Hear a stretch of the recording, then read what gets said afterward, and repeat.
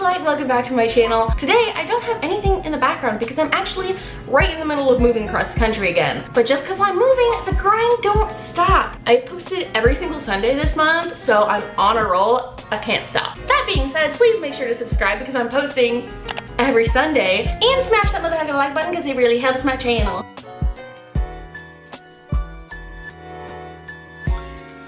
So today, I'm going to be continuing the education that the public school system failed to give you. Hopefully you guys have had at least one sex ed class, but even the one that I had told me absolutely nothing. So here I am, your whole big sis, ready to tell you the sexy stuff.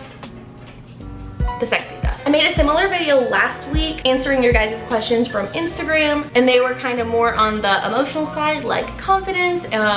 Also, somehow we ended up talking about tips for blowjobs, so if you're interested in that, it's the last video I made. But today, we're gonna be talking more about the hygiene side of sex, if that makes sense. Again, if you're wondering what makes me qualified to answer these questions, it's because I am a veteran hoe.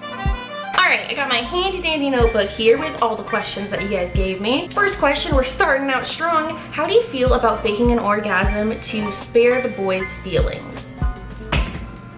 When I was younger, I used to be pretty guilty of this. So I went from when I was 15, when I first started having sex, to when I was 20 without boys ever making me finish, so if that tells you anything. Back when I used to do it, my thought process was, one, I was too embarrassed to tell them what felt good, and two, I didn't want to hurt their feelings, and three, I thought something was wrong with me because I wasn't reacting in the way that I thought I should have been. I thought whatever they were doing should just feel good. So I was like embarrassed in a way, which is dumb, but like, I understand it, I guess. So I don't do that anymore, and since then pretty much every guy has been really open to criticism and direction because they should want you to finish. However, I do have a little horror story of a guy that I slept with that freaked out when I told him I didn't finish. And if a guy ever reacts like that to you, no more, literally just cut it off, because that is not a good guy. Sex should be about learning each other's bodies and trying to make each other feel good, okay? So if it doesn't feel good, then you're not having sex, you're just letting someone use your body to jerk off. So 1000% never ever fake an orgasm. I think one thing that really helped is learning what I like and what feels good to me, like just by myself. So then when you're doing stuff with someone, you can give them more like clear and concise direction. It is a little awkward at first. Their ego could get hurt a little bit, but honestly, just keep the sexy vibe going and it'll be fine. Why don't boys like to use condoms? For them, it takes away some of the feeling, which I understand they rather not do that, but who cares? No matter what, do not let anyone pressure you to have unsafe sex. Don't do it. Literally, please don't do it. Do not let these boys pressure you like that. If they don't have a condom on, then they're not going in you. Bottom line. And I've known people that boys have said they put on a condom and they actually didn't. If a guy does that to you, that's literal rape because you did not consent to have non-condom sex. 100% wear a condom every time. Obviously that's different if you're like in a long-term relationship with someone. You both have been tested, you know you're clean. You have other forms of birth control. That's the only time that you shouldn't use one, because even though it does take away some of the sensation for them, there's other ways to make them finish. You know, it doesn't have to be, it doesn't have to be, well, it could be this, but never mind. You guys get it. How do I stop my vagina from making fart noises? Those are called queefs, and there's not really much you can do to stop them. It's basically just getting air trapped in there, and when something goes in, air pushes out, makes a noise. Happens to all of us. Low-key, kind of embarrassing. But if you're sleeping with someone that you're like too terrified of that happening, then I wouldn't sleep with them because you're obviously not that comfortable with them, because it is a very natural thing that happens. Like, don't feel embarrassed or ashamed. When I'm with a newer guy and, you know, not as comfortable, something that sometimes works only sometimes. You can kind of feel if it's about to happen, like you can feel the air trapped in there sometimes, and whenever I feel that, I kind of just like stop them and maybe like move into a different position. That sometimes works, but other than that, there's like literally no way to control it. So if it happens, it happens. Just move on. Just immediately move on. Is it bad if I don't get as wet as girls do in porn? No, everyone's body is different. Yours is not going to be like the girls in porn. Yours is not going to be like mine. We all got different stuff going on down there. As long as you're healthy, you're making sure you're drinking lots of water. I know alcohol dries you out.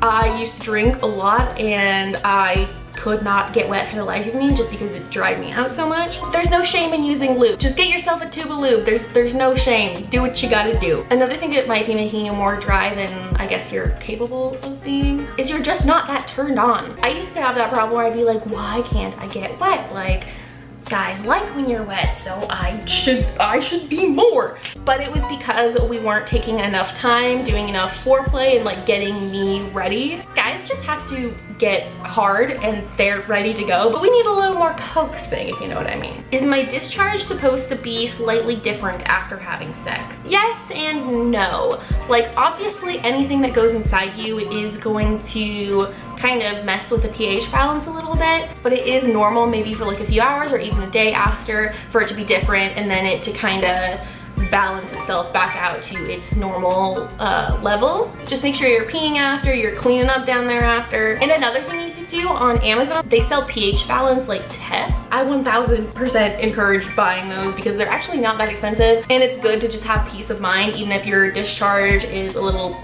different than normal, it's good to have the peace of mind that you're healthy. Another way to stay healthy, this wasn't a question, but it's on my notes, is to take cranberry pills. I for one hate cranberry juice, so I cannot drink it. But they do sell cranberry pills, and that helps your kitty thrive. Should I get an STD test? I think if you're asking if you should, then you should. Obviously, I definitely would if you're having unprotected sex or you think something funky is going on down there. But even if you are having protected sex, I would still get STD tests like at least like twice a year, just to, again, just so you have that peace of mind and you're able to express that to your partners that you are healthy and like, here are the facts, like here's my paperwork. One of the bigger red flags is if I ask a guy like the last time he had an STD test and he's never had one, or like he can't remember, or his mood kind of shifts when I ask that. That's a huge red flag. Not meaning that he definitely like has an STD, but meaning that he is not like staying on top of his health and he's not like aware of what's going on. And the last question, how do I get rid of razor bumps? Okay, this took me years to figure out. This took me my whole life. I figured it out like last month. So what I do is I go to the dollar store. I buy a pack of men's disposable razors. I get in the bath with my Vagina pH Balance bubble bath, and I soak there for like 5 to 20 minutes, as long as I want. And then I get in the shower and I cover my like outside area in conditioner. Obviously not near like the entrance to the castle, but you know, just where hair is. Your mom's pubis, that's what it's called. The welcome mat to the pleasure palace. I put conditioner all over that to soften the hairs that are already kind of softened from sitting in the bath. And then I go on and do whatever other shower thing I have so the conditioner is sitting there for a while. Then, without rinsing the conditioner off, I use my brand new disposable razor and I shave with the grain first. So shave all of it with the grain. Then I go over it again, but not against the grain. Like if the grain's going this way, I go like sideways. Does that make sense? To the side of the grain. I don't know what this is. This is my vagina and this is me shaving it. Anyways, then when I get out of the shower, I towel dry. I take rubbing alcohol. I know this is super weird. I don't even know where I got it. I saw it in like another YouTube video or something. I get rubbing alcohol and I kind of like dab it everywhere that I shave. Then I give that a few minutes to dry, and then I go in with baby oil gel. You can find it with like baby stuff, and I put that all over and let that dry, and then I try not to wear like really tight underwear for a few hours. I know that's a crap ton of steps, but honestly that has worked wonders. The rubbing alcohol and the baby oil gel are the two like biggest steps. They're like they changed the game for me. Okay, that was the last question. I know this video is probably going to be like significantly shorter than part 1, but like I said, I'm moving. I'm actually leaving tomorrow morning, and I have a lot of packing to do, so I gotta get on that. I've been procrastinating far too long. Thank you guys for watching. I love you, and I'll see you next time. Bye! I'm your worst nightmare, I'm your enemy, I swear. It's not worthy of obsessing over and over. The world on your shoulders is waging a war with your body.